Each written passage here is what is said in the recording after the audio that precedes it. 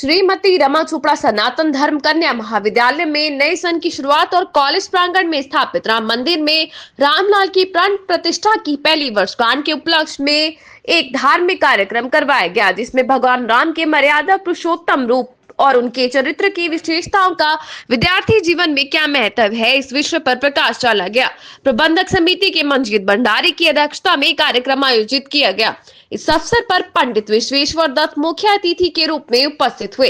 प्रधानाचार्य डॉक्टर शोभा प्राशो ने भगवान राम के चारित्रिक गुणों का विद्यार्थी के जीवन में क्या महत्व है, इस विषय पर विचार रखते हुए कहा कि समस्त वैभव संपन्न होते हुए भी अभिमान रहित श्री राम की विनम्रता और मर्यादा ही राम को पुरुषोत्तम बनाती है। आदर्श का मूर्त रूप राम है, जिनका अनुसरण सन्मार्ग की ओर प्रेरित करता है। नमस्कार। आज श्रीमती रमा चोपड़ा सनातन धर्म कन्या महाविद्यालय में नए सत्र के प्रारंभ पर भगवान राम की आराधना की गई और चूंकि महाविद्यालय में राम मंदिर स्थापित है, इस उद्देश्य से भी कि आज रामलला की प्राण प्रतिष्ठा की वर्षगांठ है, यहाँ भी धार्मिक आयोजन किया गया।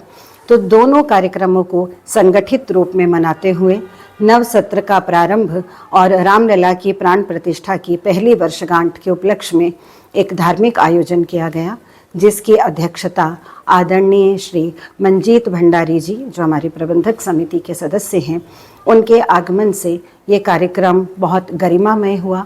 छात्राओं ने महाकवि तुलसीदास जी की रचित हनुमान चालीसा का पाठ किया और भगवान राम के बताए गए मार्ग पर विवेचन भी किया। इस अवसर पर छात्राओं की ओर से अपने अपने विचारों को व्यक्त करते हुए ये बताया गया कि राम क्यों श्रेष्ठ हैं और राम को अपनाने की हमारे जीवन में क्या अनिवार्यता है, क्या आवश्यकता है। राम मर्यादा पुरुषोत्तम है और एक लड़की के लिए ही नहीं, लड़के के लिए भी और समस्त जीव मात्र के लिए मर्यादित जीवन सर्वश्रेष्ठ है। सागर भी वही पूजनीय है जो अपनी मर्यादा में बहता है।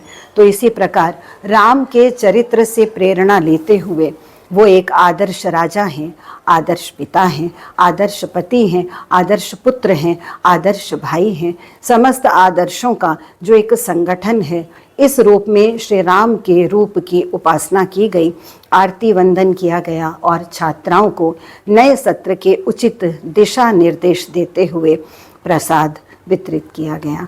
मैं समस्त पठानकोट वासियों को रामलला की प्राण प्रतिष्ठा की बहुत बहुत बधाई देती हूँ और अपनी छात्राओं को इस नए सत्र में आने पर बहुत बहुत शुभकामनाएं, बहुत बहुत बधाई देती हूँ।